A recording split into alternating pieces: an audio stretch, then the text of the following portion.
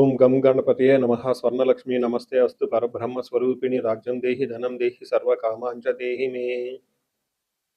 స్వర్ణలక్ష్మి అమ్మవారు ప్రతి ఒక్కళ్ళకి చక్కగా బ్రహ్మతత్వాన్ని, తద్వారా ప్రతి ఒక్కళ్ళు ప్రతి నిమిషం సంతోషంగా, హ్యాపీగా, ఉత్సాహంగా ఉండాలని చెప్పేసి అమ్మవారి యొక్క కృపా కటాక్షం ప్రతి ఒక్కళ్ళ మీద ఉండాలని చెప్పేసి మనం కోరుకుందాం. అమ్మవారిని ప్రార్థిద్దాం. అంతేకాకుండా ప్రతి ఒక్కళ్ళకి కూడాను రాజ్యం దేహి అమ్మవారు ఒక అథారిటీని, ఒక పవర్ని, ఒక స్టేటస్ని, ఒక దర్పాన్ని ప్రతి ఒక్కళ్ళకి ఇవ్వాలని చెప్పేసి కోరుకుంటూ, దీనితో పాటుగా ధన సమృద్ధి, ధనం అనేది ప్రతి ఒక్కళ్ళకి ఉండాలని, చక్కగా వాళ్ళ ఇంటి నిండా బ్యాంక్ అకౌంట్లు నిండా ఎక్కడ పెట్టినా ధనం ఉండాలని, ప్రతి ఒక్కళ్ళకి ధనం లేదు అన్న ఒక ఫీలింగ్ అనేది వాళ్ళకి రాకుండా సమృద్ధిగా ధనం ఉండాలని చెప్పేసి అమ్మవారిని ప్రార్థిస్తూ, దీనితో పాటు సర్వకామార్చ దేహిమి అంటే మన మనసులోకి వచ్చిన ప్రతి కోరిక కూడా అమ్మవారు తక్షణమే నెరవేర్చాలి. ఈ విధంగా అమ్మవారి యొక్క కృపా కటాక్షం మన మీద ఉండాలి.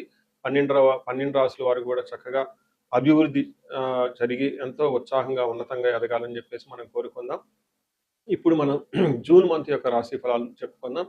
జూన్ మంత్ రాశి ఫలాలు చెప్పుకుంటే ఈ జూన్ మాసంలో మనకి 2-3 రకాల విశిష్టతలు ఉన్నాయండి. అవి తెలుసుకుందాం. ఫస్ట్ ఈ జూన్ మంత్ మనకి అధిక జ్యేష్ఠ మాస పౌర్ణమితో స్టార్ట్ అయ్యి నిజ జ్యేష్ఠ మాసం పౌర్ణమితో ఎండ్ అయిపోతుందని మీరు గమనించాలి.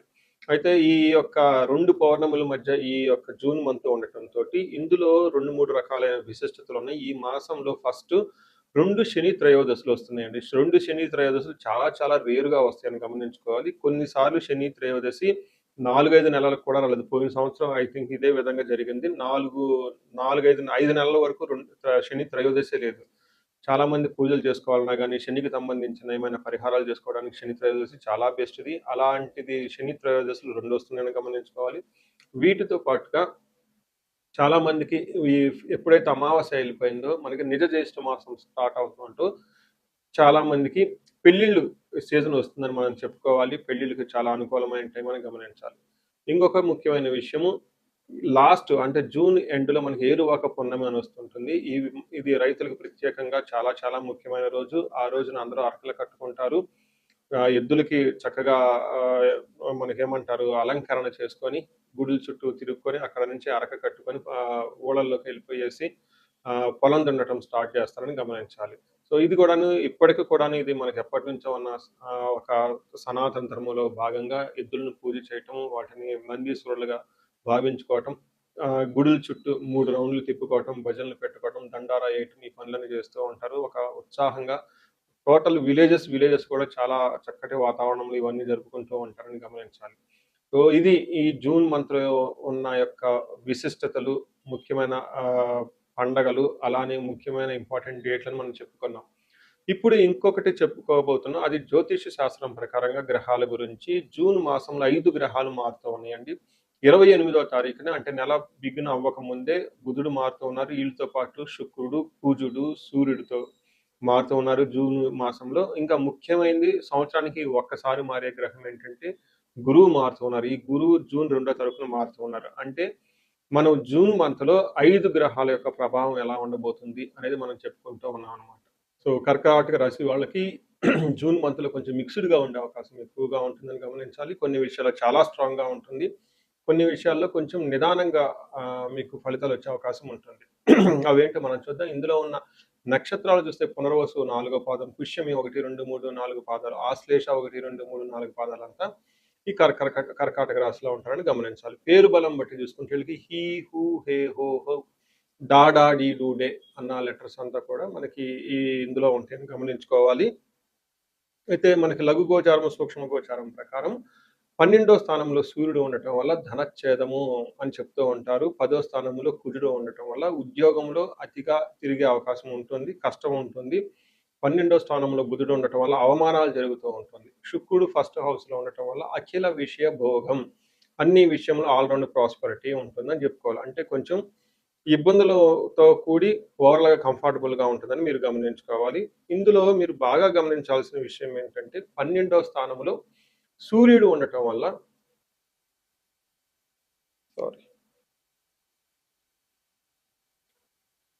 12వ స్థానంలో సూర్యుడు ఉండటం వల్ల స్వస్థాన ఏమని చెప్తారంటే ఇది కొంచెం ఉద్యోగం చేసే వాళ్ళకి కొంచెం జాగ్రత్తగా ఉండాలి. కొంచెం అనుకున్న విషయాల్లో కొంచెం ఛాలెంజింగ్‌గా ఉండే అవకాశం ఎక్కువగా ఉంటుందని గమనించుకోవాలి. పర్టిక్యులర్‌గా బ్యూరోక్రాట్స్ ఎవరైతే ఉన్నారో ఐఏఎస్, ఐపీఎస్ ఆఫీసర్లు పొలిటీషియన్ నుంచి కొంచెం ఇబ్బందులొచ్చే అవకాశం ఎక్కువగా ఉంటుంది. మీరు పెర్ఫార్మెన్స్ అంత ఎక్కువగా సరిగ్గా ఉండదు ఈ మంత్ అని గమనించుకోవాలి. వీళ్ళతో పాటుగా ఆఫీస్‌లో చేసేవాళ్ళు, సాఫ్ట్‌వేర్ వాళ్ళు, ఎన్ఆర్ఐలు అయితే ఎవరైతే ఉన్నారో వీళ్ళకి ప్రాజెక్ట్‌లు అయిపోవటం గానీ, మళ్ళా కొత్త ప్రాజెక్ట్ రాకుండా ఉండటం గానీ, లేదంటే కొత్త ప్రాజెక్ట్ రావటానికి అనిశ్చితిగా ఉండే అవకాశం ఉంటుంది. వీటితో పాటుగా కొంతమంది వాళ్ళ ఇండివిడ్యువల్ జాతకంలో గూడా సరిగా లేకపోతే దశాభుక్తి ఇంకా ఎక్కువగా టఫ్ అయిన సిట్యుయేషన్ ఫేస్ చేయాల్సిందుంటుంది. కొంతమందికి జాబుల పైన ఆశ్చర్యపడనవసరం లేదని గమనించుకోవాలి. మనకి సంస్కృతంలో మహర్షులు ఏం చెప్తారంటే, స్వస్థాన నాశనం చైవ బంధు రోగ ధన వ్యయః ప్రాణపర్యంతమాపత్యం అవమానం అని చెప్తారు. ఇది చాలా ముఖ్యమైనదండి. ఇందులో ఒక విషయాన్ని బాగా గమనించుకోవాలి. ప్రాణపర్యంతం ఆపత్తిం అవమానం అని చెప్తారు. అంటే ప్రాణాలు పోయే విధంగా అంత ఆపత్తులొస్తాయి అని గమనించుకోవాలి. అంతేకాకుండా అవమానం జరుగుతూ ఉంటుందని గమనించుకోవాలి. ఎప్పుడైతే మనకి జాబ్ పోతుందో సహజంగా మనకి చాలా ముఖ్యం కాబట్టి ఈఎంఐలుంటాయి. మళ్ళా నెక్స్ట్ ఎలా ఉంటుంది ఫ్యామిలీ రెస్పాన్సిబిలిటీస్ ఉంటాయి కాబట్టి చాలామంది ఇబ్బందులు పడిపోతూ ఉంటారు. అందులోనే ఎన్ఆర్ఐస్ ఎవరైతే ఉన్నారో వాళ్ళు ఇంకా ఎక్కువ స్ట్రగుల్ అవుతూ ఉంటారు. ఎందుకంటే జాబ్ నిమిత్తం గురించి ధనం సంపాదన ప్రైమరీ అక్కడికెళ్ళటం జరుగుతూ ఉంటుంది. ముఖ్యం లైఫ్‌లో సెటిల్ అవ్వటానికి. ఇలాంటి వాళ్ళకి జాబ్ పోతే చాలా ప్రాబ్లమ్‌గా ఉంటుందని గమనించుకోవాలి. అయితే వీటితో పాటుగా స్వస్థాన నాశనం చేయవ మీకున్న పదవి పోయే అవకాశం ఎక్కువగా ఉంటుంది. తర్వాత పోయిన వాళ్ళకి ఏదైనా మళ్ళీ ఆఫర్ రావడానికి ఇబ్బంది పడే అవకాశం పడుతూ ఉంటుందని గమనించాలి. టోటల్‌గా చూసుకుంటే సూర్య భగవానుడి వల్ల మీకు కొంచెం శత్రువుల పైన ఆధిక్యతని హెల్త్ విషయంలో జాగ్రత్త పర్లేదు కానీ మిగతా విషయాల్లో పర్టిక్యులర్ జాబ్ విషయంలో ప్రాబ్లమ్ ఉంటుందని గమనించాలి. 10వ స్థానంలో మీకు కుజుడు ఉండటం వల్ల అగైన్ ఇది జాబ్‌కి సంబంధించిన గ్రహం గాబట్టి ఇబ్బందులు పడే అవకాశం ఉంటుందని తెలుసుకోవాలి. ఇందులో మనకి 10థ్ హౌస్‌లో సూర్యుడు ఉండటం వల్ల ఏమవుతుంది? నిత్య క్లేశ సదా వ్యాధి సదా భోజన దుర్బలం సదా సంచార ఉద్యోగం దశమస్తే భవేత్ ధారాసుతే అని జెప్తారు. అంటే నిత్య క్లేశః అంటే ప్రతిరోజు కొంచెం ఏదో ఒక చిరాకులు, పరాకులతో ఉండే అవకాశం ఎక్కువగా ఉంటుంది. కష్టం పడే అవకాశం ఎక్కువగా ఉంటుంది. మానసికంగా విచారం కలిగే అవకాశం ఉంటుంది. సదా వ్యాధి ఎప్పుడు కొంచెం హెల్త్ కాంప్లికేషన్స్ ఉంటుంది. సదా భోజన దుర్బలం టయానికి భోజనం గూడా చేయలేనంత పని ఒత్తిడి ఎక్కువ ఉంటుంది. వీటితో పాటు సదా సంచార ఉద్యోగం. ఉద్యోగంలో కూడాను చాలా వ్యయ ప్రయాసలతోటి ఒడిదుడుకులతో ఉంటుందని మీరు గమనించుకోవచ్చు. టోటల్‌గా చూసుకుంటే మీకు ఉద్యోగంలో కొంచెం బాగా టఫ్ అయిన పరిస్థితి కనిపిస్తుంది. జాగ్రత్తగా ఉండాలని జెప్పేసి కోరుకుంటున్నా. అయితే కొంచెం మీకు ఉపయోగపడేది ఏదైనా ఒక గ్రహం ఉందంటే శుక్రుడు మాత్రం కొంచెం బాగా లాభప్రదంగా ఉన్నారు. శుక్రుడు ఫస్ట్ హౌస్‌లో ఉండటంతోటి చాలా వరకు మీకు ఉపశమనం వస్తుందని చెప్పుకోవాలి. అందులో ముఖ్యంగా అర్ధలాభాచ్చ అంటే ఆర్థికంగా చాలా బాగుంటుంది. సౌఖ్యం, స్త్రీ సౌఖ్యం అంటే సౌఖ్యంగా ఉంటారు. పరస్త్రీ సంగమం తదహ అని చెప్తారు. తదహ యత్న కార్య లాభస్యాత్ జన్మకే భృగునందనే అంటారు. అంటే జన్మిన నక్షత్ర జన్మ రాశిలో శుక్రుడు ఉండటం వల్ల ఆరోగ్యంగా బాగుంటారు. ధన ప్రవాహం బాగుంటుంది. ఏదైనా కార్యం తలపెడితే అందులో విజయం వస్తుంది. ఏదో ఒక విధంగా అనుకున్న పనులు సాధిస్తారు అని చెప్పుకోవచ్చు. ముఖ్యంగా లేడీస్ తోటి చక్కగా అన్యోన్యతగా ఉండేసి వాళ్ళకి కావాల్సిన పనులన్నీ చేసుకుంటారని చెప్పుకోవచ్చు. ఇన్ కేస్ లేడీస్ అయితే ఈ రాశిలో ఉన్నవాళ్ళు కూడాను జెంట్స్ ద్వారా మంచి సపోర్ట్ వస్తుందని మీరు గమనించుకోవచ్చు. సో, ఏ ప్రకారంగా చూసుకున్నా ముఖ్యమైన గ్రహాలు అందులోనూ సూర్యుడు, తర్వాత కుజుడు, తర్వాత బుధుడు విపరీతంగా 12వ స్థానంలో ఉండి ఇబ్బందులు పెడుతూ ఉంటారు కాబట్టి అనవసరమైన మీరు మిస్టేకులు చేసి డబ్బులు విపరీతంగా ఖర్చు చేసే అవకాశం కూడా కనిపిస్తుంది కాబట్టి కొంచెం మీరు జాగ్రత్తగా ఉండవాలి ఈ మాంతంలో అని మీరు చెప్పుకోవచ్చు. అయితే ఈ రాశి వాళ్ళకి పరిహారాలు చూసుకుంటే కుజుడికి సంబంధించి లేదంటే సూర్యుడికి సంబంధించి ముఖ్యంగా ఆదిత్య హృదయ స్తోత్రాన్ని ప్రతిరోజు చదవటం. వీటితో పాటు జాబ్‌కు ముఖ్యంగా హనుమాన్ కార్యసిద్ధి మంత్రం అని ఉంటుంది. మీకు ఇంటర్నెట్‌లో దొరుకుతుంది. ఈ 2 మంత్రాల్ని కలిసి ఒట్టిగా చదవగలిగితే చాలా బాగుంటుంది. ఆదిత్య స్తోత్రం వల్ల జాబ్‌లో చక్కగా ఆధిక్యత రావటము, మీకు మీ బాస్‌కి, పై అధికారులకి మంచి సరైన ఒక అండర్‌స్టాండింగ్ రావటంతో పాటుగా మీకు రక్షణ కవచం గూడా ఉంటుంది. మీకు ఆఫీస్‌లో ఎవరైనా మిమ్మల్ని కిందకి మీ యొక్క క్రెడిట్‌ని వాళ్ళు ఉపయోగించుకోవాలి అనుకున్నా, లేదంటే అనవసరంగా మిమ్మల్ని పైకి రానీయకుండా చేయాలనుకున్న ఇబ్బందులున్నా గానీ, ఈ ఆదిత్య హృదయ స్తోత్రం మీకు చక్కగా కాపాడుతూ ఉంటుంది. అలానే ఆదిత్య హృదయ స్తోత్రంతో పాటు హనుమాన్ కార్యసిద్ధి మంత్రం చదువుకుంటే కొత్తగా జాబులు అప్లై చేసుకున్న వాళ్ళకి కానివ్వండి, జాబులు అప్లికేషన్స్ మీకు ఫస్ట్ రౌండ్, సెకండ్ రౌండ్ అయ్యి మీరు ఎక్కడున్న మధ్యలో ఆగిపోయి ఉంటే అలాంటి వాటికి సంబంధించి చక్కగా హెల్ప్ అవుతుందని గమనించుకోవచ్చు. సో మీరు ఇంకా ఎక్కువగా గ్రహాలు ఉపయోగపడడానికి మహన్యాసపూర్వక ఏకాదశి రుద్రాభిషేకం చేపించుకుంటే చాలా బాగుంటుంది. అలానే కుజుడికి, సూర్యుడికి 2 చిన్న గ్రహాలు మంత్రాలు చాలా చిన్నవిగా ఉంటాయి కాబట్టి సంపూర్ణ శాంతి పూజలు చేపించుకున్నా గానీ చక్కగా మీకు చక్కగా కలిసొస్తుందని చెప్పుకోవాలి. మనం ఇప్పుడు రెమెడీస్ చూసుకుంటే ముఖ్యంగా నేను అందరికి సలహా ఇచ్చేది ఏంటంటే మీ వయసు గనుక 35-45 ఉండి ఎక్కడ లైఫ్‌లో మీరు ఆగిపోయారు. ఇప్పటిదాకా గ్రోత్ ఉండి, చక్కగా ఒక మేనేజర్ పొజిషన్‌లో ఉండి, ఉన్నతంగా ఉండి, కానీ లైఫ్ ఇప్పుడనేది మీకు ఛాలెంజింగ్‌గా ఉంది. దీన్ని మనం జనరల్‌గా మిడ్ లైఫ్ క్రైసిస్ అని చెప్తూ ఉంటారు చాలామంది. బట్ జ్యోతిష శాస్త్రంలో మిడ్ లైఫ్ క్రైసిస్ ఎందుకు వస్తుందనేదని చాలా చక్కగా వివరించడం జరిగింది. ఆ టైంలో మీకు శాపాలనేవి యాక్టివేట్ అవుతూ ఉంటుంది. ఆ టైంలో మీకు గ్రహ దోషాలని ఉంటాయి. ఈ గ్రహ దోషాలు కూడా మీకు యాక్టివేట్ అవుతూ ఉంటాయి.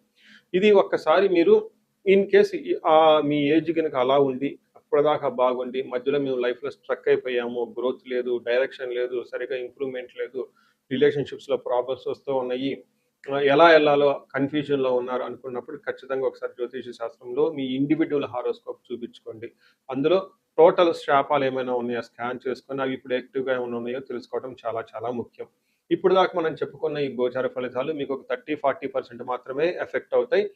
100% మీ జాతకం కరెక్ట్‌గా ఎలా ఉందని తెలుసుకోవడానికి ఇండివిడ్యువల్ జాతకం చూపించుకోవడం చాలా ఇంపార్టెంట్. అందులో ఉన్న దశలు ఎలా ఉన్నాయి, భుక్తులు ఎలా ఉన్నాయి చూసుకొని చక్కగా పరిష్కారాలు చేసుకొని, పరిహారాలు చేసుకుంటే లైఫ్ అనేది 10 రెట్లు ముందెళ్ళే అవకాశం ఎక్కువగా ఉంటుంది. చాలా మందికి ధనానికి ఇబ్బంది పడిపోతూ ఉంటారు. అప్పటిదాకా ధనం ఫ్లో ఉంటుంది. సడెన్‌గా ధనం ఫ్లో ఆగిపోయి ఉంటుంది. వాళ్ళు స్వర్ణలక్ష్మి విశేష హోమం చేపించుకోవటం, కుబేర పాశుపతం చేపించుకోవటం చాలా ముఖ్యం. దీనితో పాటు చాలామంది భార్యాభర్తల మధ్య అన్యోన్యత అనేది లేకుండా చాలా ఇబ్బంది పడిపోతూ ఉంటారు. ఏదో ఉన్నామంటే ఉంటారు కాబట్టి, ఈ యొక్క భార్యాభర్తల మధ్య గొడవ వల్ల ఇంట్లో అనేక రకమైన ప్రాబ్లమ్స్, మిస్‌అండర్‌స్టాండింగ్స్ వస్తూ ఉంటాయి. బంధువులు, చుట్టాలతో కూడా ఒక్కోసారి మీకంతా విలువివ్వకుండా పోతూ ఉంటారు. ఇలాంటి వాళ్ళు అన్యోన్య దాంపత్య పాశుపతం చేపించుకోవటము, లేదా విశ్వావసు గంధర్వరాజ మహా హోమం చేపించుకోవటం, విశేష హోమం చేపించుకుంటే జాతకంలో ఉన్న దోషాలు పోయి చక్కగా ఉంటారు. ఇవి కాకుండా ప్రతి ఒక్కళ్ళకి ఈ మధ్య అమెరికాలో ఉంటూ ఉంటారు. లేదంటే ఎన్ఆర్ఐలు చాలా మంది ఉంటారు. చాలా డైలమా ఉంటుంది. ఏ కెరియర్‌లో ఎళ్తే బాగుంటుంది? ఇండియాలో ఉంటే బెటర్‌గా ఉంటుందా?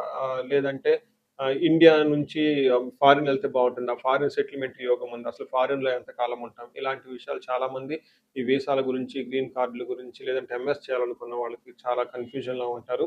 అలాంటి వాళ్ళు కూడా ఒకసారి జాతక చక్రం చూపించుకుంటే చాలా బాగుంటుంది. యూజువల్‌గా వీసాలు రావటానికి నేను మన్యు పాశుపత అభిషేకం విత్ రాహు గ్రహానికి శాంతులు ఎక్కువ చేస్తూ ఉంటాను. ఇలా రాహువుకి సంబంధించి మన్యు పాశుపతం చేస్తే వీటితో పాటు లక్ష్మీ గణపతి జపము, ఈ స్వర్ణలక్ష్మి జపం చేసుకుంటూ ఉంటే ఇక్కడ ఫారిన్‌లో ఈ వీసా ప్రాసెసింగు లేదంటే ఈ డాక్యుమెంటేషన్ వర్క్ అనేది చాలా చక్కగా ఫాస్ట్‌గా ఎలాంటి ఆటంకాలు లేకుండా అయ్యే అవకాశం ఉంటుంది. ఇది కాకుండా ఇంకా మీరు ఏమైనా ఇండివిడ్యువల్‌గా మీకు ఛాలెంజెస్ ఉన్నాయి. హెల్త్ బాగాలేదు, మహామృత్యుంజయ హోమము, ఇంకా ఏమైనా మీకు ఈ మీ యొక్క శత్రు బాధలు విపరీతంగా ఉన్నారు. చండీ హోమం చేపించుకోవటం. చండీ హోమంతో పాటు ఇంకా మీకు విపరీతంగమైన మిమ్మల్ని ఇబ్బంది పెట్టేసి, మిమ్మల్ని భయభ్రాంతులకు గురి చేసే వాళ్ళు ఎక్కువగా ఉన్నారు. బగలాముఖి జపము, హోమము ఇవి చేపించుకుంటూ ఉంటే మీ చుట్టూ ఒక మంచి ప్రొటెక్టివ్ ఎన్విరాన్మెంట్ ఉంటుంది. సో, ఈ మధ్య కాలంలో ఎక్కువగా నేను చండీ హోమాలు కూడా చక్కగా చేస్తూ ఉన్నాను. సాఫ్ట్‌వేర్ వాళ్ళకి, రాహు దశ నడిచిన వాళ్ళకి, రాహు అంతర్దశలో ఉన్నవాళ్ళు. ఇంకా నేను చాలా మందికి కాలసర్ప దోషాలు కూడా దగ్గరుండి చక్కగా నా ఆధ్వర్యంలో పూజలు చేపిస్తూ ఉన్నాను. ఇలాంటి వాళ్ళు మీ ఇండివిడ్యువల్ జాతకంలో ఒకసారి చూపించుకొని ఎక్కడైనా మీరు లైఫ్ స్ట్రక్ అయ్యాము అనుకుంటే, వాటికి చక్కగా ఎందుకు కారణం తెలుసుకొని, పరిష్కారాలు తెలుసుకోవటం వల్ల మీ లైఫ్ పదింతలే ముందుకెళ్ళే అవకాశం ఎక్కువగా ఉంటుంది. మీ అందరికి అష్టలక్ష్మి కృప కలగాలని, అలానే అష్టైశ్వర్యాలు, భోగభాగ్యాలు కలగాలని చెప్పేసి నేను కోరుకుంటున్నాను. నమస్తే.